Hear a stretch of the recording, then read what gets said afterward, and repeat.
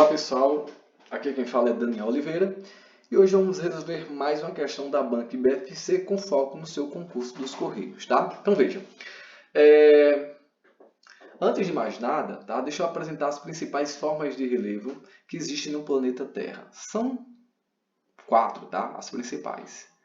Depressões, tá? Depressões. E essas depressões podem ser absoluta, quando está abaixo do nível do mar, absoluta. Pode ser relativa, né? Quando está acima do nível do mar, tá? As formas de relevo também podem ser do tipo de planícies, planaltos, e por último, 4 montanhas, tá? Montanhas. De modo que hoje, né, uma das formas, ou melhor, 2 delas que não vai ocorrer no Brasil vão ser as montanhas, tá? Elas não vão ocorrer no Brasil, tá? Deixa eu mudar a cozinha da minha caneta. Elas não ocorrem no Brasil, pelo menos hoje, tá? E também as depressões absolutas, nós não vamos encontrar elas no Brasil, tá? Então, das quais a gente vai ter aí depressões relativas, tá? Planícies e planaltos. Então, vamos para a questão de fato. Pelo menos para responder alguma questão referente às formas de relevo, você tem que ter isso em mente, tá? Pelo menos do Brasil. Então, vamos. Faz parte do relevo brasileiro, aí tracinho, são terrenos mais antigos relativamente planos, tá? Situados em altitudes mais elevadas. Aí, segundo conceito, tracinho, são áreas essencialmente planas formadas a partir da deposição, tá? De sedimentos provenientes de áreas mais elevadas, tá? Pronto.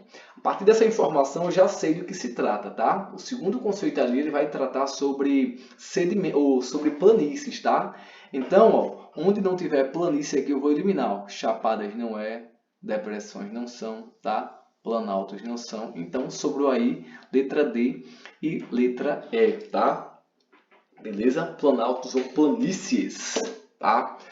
Então veja, o primeiro conceito, né, ele está tratando aí sobre planalto, tá? Só que eu achei uma coisa curiosa nessa questão, que ele deveria ter acrescentado mais aqui, ó, no conceito, tá? O predomínio de erosão, tá? Deixa eu colocar aqui, ó, erosão. Erosão. Porque quando ele fala aqui, ó, são terrenos mais antigos relativamente planos, situados em altitudes mais elevadas, beleza, tá? Eu não sei de que se trata essa altitude, tá? Mas quando ele fala que se ele falasse que predomina nessa forma um agente erosivo, então eu já entendo mais ou menos que é um planalto, porque nos planaltos são regiões elevadas, geralmente acima de 200 metros de altitude, onde predomina o processo erosivo. E o que é um processo erosivo? É um desgaste dessa forma de relevo, o transporte, né? O desgaste, transporte e deposição desse material, ou seja, está imperando ali um desgaste desse relevo. Tá? Então, geralmente em áreas planálticas, né, o conceito de planalto leva consigo a palavra erosão, porque é sobre essa região que está ocorrendo um processo erosivo. E se ele colocasse nesse termo, seria mais fácil para a gente poder matar a questão. Tá?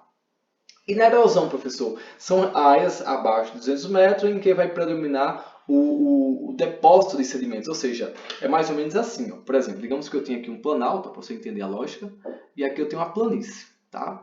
Essa área aqui ela vai sofrer um processo de desgaste, que a gente chama de erosão, desgaste, transporte e deposição, que está ao longo do tempo. Uma vez que essa área aqui ela é desgastada, parte desse material vai vir para cá. Ó, tá? Então, aqui é um planalto, tá? Um planalto. Uma região elevada, acima de 200 metros em média, né, em que predomina o processo erosivo. Parte desse material vai ser desgastado e transportado para aqui, para baixo, que a gente também entende como uma planície. Tá? Então, a planície é uma região, é uma área suavemente ondulada, né, em que predomina o processo de deposição de sedimentos, tá, que está abaixo de 200 metros. Tá? Então, o que predomina em uma área de planície é o aporte sedimentar, né, o recebimento de sedimentos. Tá? Então fica aqui entre tabuleiros e planaltos. Você pode me questionar, professor, o que é um tabuleiro? Um tabuleiro é uma unidade, né, um conceito também de relevo, só que uma unidade menor, tá? Teria mais ou menos um formato de um planalto, só que uma magnitude menor, tá? No estado da Paraíba, né?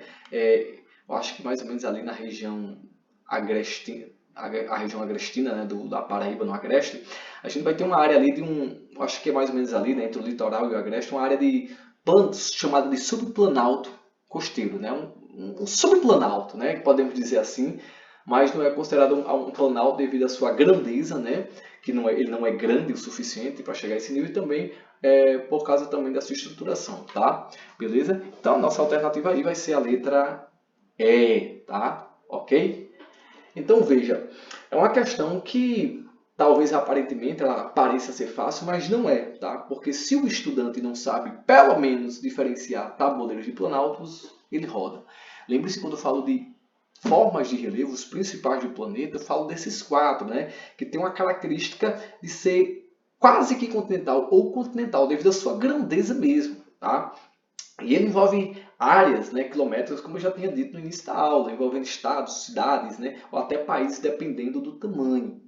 Por exemplo, aqui na região Nordeste, na parte central, né, temos um planalto chamado de Planalto da Borborema. Tá? Então, um planalto que não tem como você perceber, visualizar um planalto, porque ele é muito grande. Né? Seria como se você colocasse ali sobre a sua... Imagine sua cidade, seja pequena ou grande. Então, imagine você ali, você colocando uma formiguinha dentro, no meio da sua cidade.